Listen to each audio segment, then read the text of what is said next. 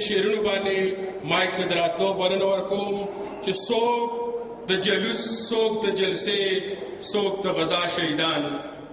څوک د جلوس، څوک د جلسې، څوک د غزا شهیدان، مونږ بې هنره پښتنو سره بلا شهیدان. او په میدان ما جنګوي مال شاباسي را کوي، په میدان ما جنګوي مال شاباسي را کوي، خو د میدان په ویش کې نه مني زما شهیدان. په دې شعرونو باندې خپل خوږ او ګران ملګري ممتاز ورکزی له بلنه ورکوم چې راشي او خپل نظم واوروي. ډېر ښه شاعر دی، غوږ ورته کېږدئ، ډېر ښه او ډېر زړه پورې نظم لیکي.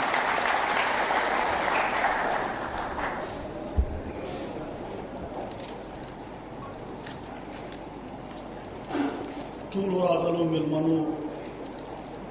او ناستو پښتنو السلام علیکم. په باچا خان باندې لیک ډېر ګران کار دی، خو زما دا لیک دی په دې کنټکسټ کې وکتلی شي چې دا په یو نابغه باندې د شاعرۍ د الف ب زده کوونکي شاعر نظم دی. زما د نظم عنوان دی فخر افغان. څوک چې لامن، څوک چې کرکه له انسانه کوي، څوک چې لامن، څوک چې کرکه له انسانه کوي، ستا د لوی نه با انکار فخر افغانه کوي. څوک چې لامن، څوک چې کرکه له انسانه کوي، ستا د لوی نه با انکار فخر افغانه کوي. د نظم بندې چې مطلب دې سو چې په کلو په بانډو ګرځېدې، غرض دې سو چې په خوارو پښتنو ګرځېدې،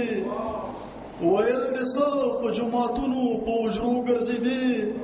غوښتل دې څه لکه ملنګ په سرو غرمو ګرځېدې.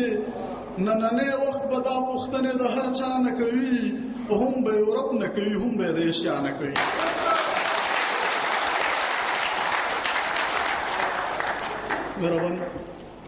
د نظم بل بندې چې کروندګر دې ویښول چې ځمکې پام وغوښتو، کروندګر دې ویښول چې ځمکې پام وغوښتو، دا کسبګر دې باسول ژوند نوی ګام وغوښتو، تا قلمونه ویشول چې وخت کلام وغوښتو، او تا مکتبونه جوړول چې نور لام وغوښتو، تا مکتبونه جوړول چې نور لام وغوښتو، سرغړونه به د څوک له دې احسانه کوي، او داسې ناولی کار به کوم یو بې ایمانه کوي.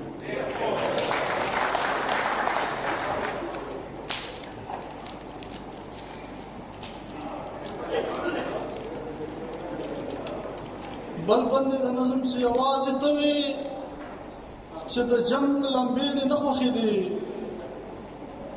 یوازې ته وې چې د جنګ لمبې دې نه خوښې دي، د جهالت د دغه ننګ لمبې دې نه خوښې دي، چې د ایشیا مخکړي بدرنګ لمبې دې نه خوښې دي، خپلو ککړې په تهمت رنګ لمبې دې نه خوښې دي، خو اوس به یا تقلید د ستا عظیمه خانه کوي، یا به دا ټول انسانان کډه د دنیا نه کوي. او بل بندې د نظم لاړې په لر او بر دې پرېښودو د فکر سورې، لاړې په لر او بر دې پرېښودو د فکر سورې، په دغه سمه غر دې پرېښودو د فکر سورې، د جبرائیل وزر دې پرېښودو د فکر سورې، د پښتنو په سر دې پرېښودو د فکر سورې، د پښتنو په سر دې پرېښودو د فکر سورې، پښتون چې دا سورې پرېږدي ډېره به ورانه کوي، بیا که هر کار کوي سره به یې د تاوانه کوي.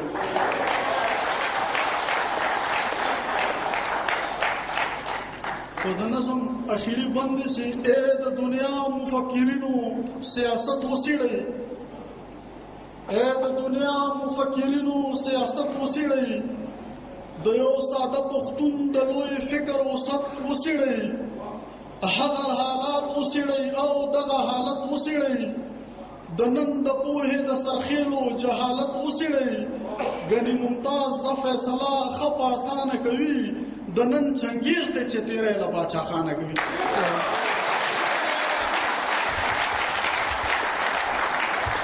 ډېر ښه منتر دا ښاغلی ممتاز ورکزی صاحب چې ډېر زړه راښکونکی نظم یې تاسو ته واورو. د ممتاز ورکزی صاحب نه پسو تالین زمونږ یو ملګری راغلی دی هغه زمونږ په دې پښتنه قافله کې د شاملو